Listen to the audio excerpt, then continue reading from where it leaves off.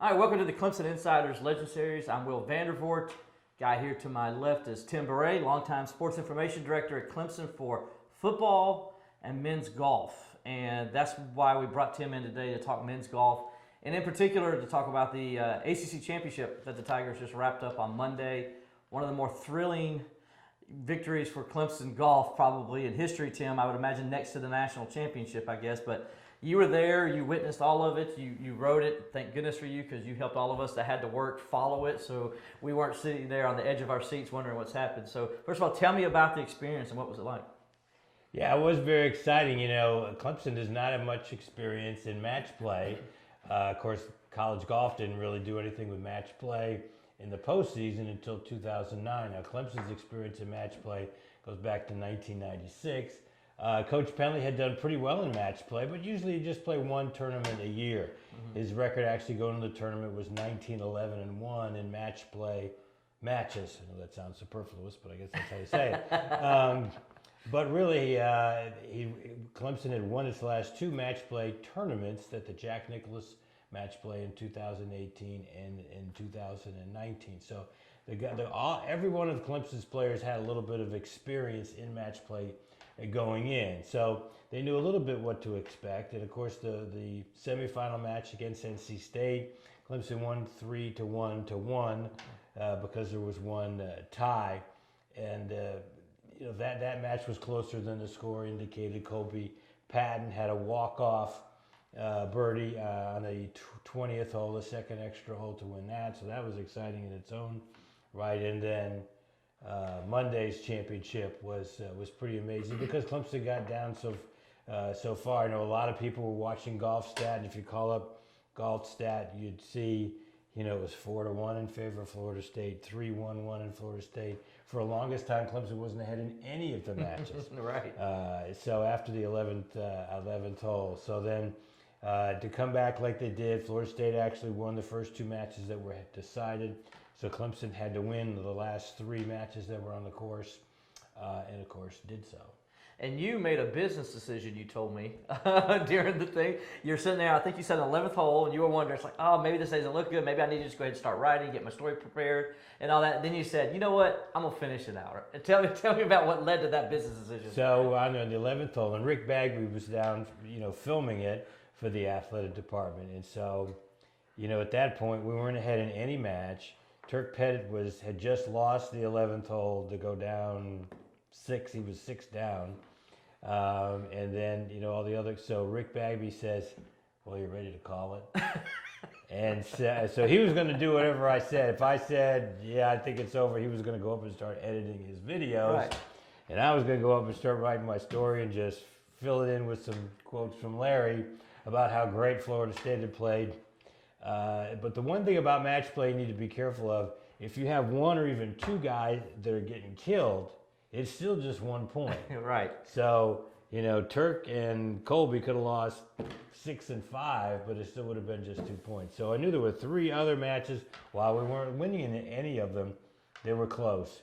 So I told Rick, I said, well, let's see the other guys through the 15th hole. We were standing at the 11th. The 15th green was just right next to it. So that's what we decided to do. And then we see that, Bridgman makes a 40-foot putt on the 12th hole. Cottom wins the 12th hole with a birdie when the Florida State guy misses a short putt. All of a sudden, the momentum is swinging. See, so Tim understands my side of the business. I would have had to delete my whole story because we wouldn't have made that decision. I would have started just writing, and then at the last minute, I've been having to run up there to see what happened. So that's why he's a sports information guy, and that's why I'm a writer. That's what happens. It's been that way. I can tell you a real quick aside story. I worked the 1982 NCAA tournament at Pinehurst. And so there was a player for North Carolina who was leading the whole time. We had all this media from North Carolina, whatever. And then the last player on the course was Billy Ray Brown, who's now an announcer for NBC. And he shoots a 65. Rick Brewer comes in, who was the SID at North Carolina, comes in the press room, and it says Billy Ray Brown just set a 65, which changed everybody's lead. Everybody in those days, they're typing either an electric typewriter or a manual typewriter. Oh, yeah. And they just rip up their stuff, and they got to start all over again. Nobody even had a word processor, so it was even more catastrophic for those guys who do what you do now. Oh my goodness, I can't imagine what that would be like, especially with some of the football games we've covered in the past. Okay, so the best part about this, though, was Coach Penley's 10th ACC Championship. And for those that are maybe living under a rock or whatever, Coach Penley announced earlier this year that this will be his last year coaching. He's going to retire, and he's going to go play golf for the rest of his life with Tim. So, so this was special because not only they won it for Coach, but the way they won it, Tim, it just made it extra special. Well, yeah, to have it, and it was kind of, the way Clemson won was the way a coach would love to have it, in that your guys never gave up. I mean, their scoreboards are all over the place out there. They knew we were 2 down. Mm-hmm. They knew what the situations were in the other matches. But to not, give up. I mean, Jacob Bridgman was playing the #1 player in the country. He didn't give up. He was 2 down through 11. He came back, was tied going to the 18th hole. Then he wins the 18th hole to win his match. Kyle Cottom had been down, and then he went 2 up, and then he won his match on the 17th hole. But the greatest comeback story was Zach Gordon, because he's all tied with his guy. They're playing the 18th hole. The Florida State kid hits it way into the heather. Everybody goes in the woods, including myself. Could not find this ball. I found 3 other Titleist Pro V1s, though, in the process. And I did check with him to make sure they weren't his ball. So he's got to go back and take a drop. And Zach has hit a 340-yard drive right down the middle. So we look like, we got this. Uh-huh. And Zach hits a good shot on the green. He's 30 feet short, unfortunately. He 3-putted. The kid from Florida State makes a miracle up and down from 30 yards away over the sand trap. And so now we got to go to extra holes, and it's the only match that's left. And so for Zach to come back and win after he had that, devastating, tied hole, one that it looked like he had in the books, was just testament that, his will. And then the way he won. I was on a par 3, the 3rd hole. Clemson had 25 players, not different players, but 25 times a Clemson player had played the 3rd hole and not made a birdie. and Zach rolls in a 20-foot putt for birdie to win. Does he go up to Coach Penley and just say, "I got this"? Because the odds were good that he was going to make it, right? No, but I will say this.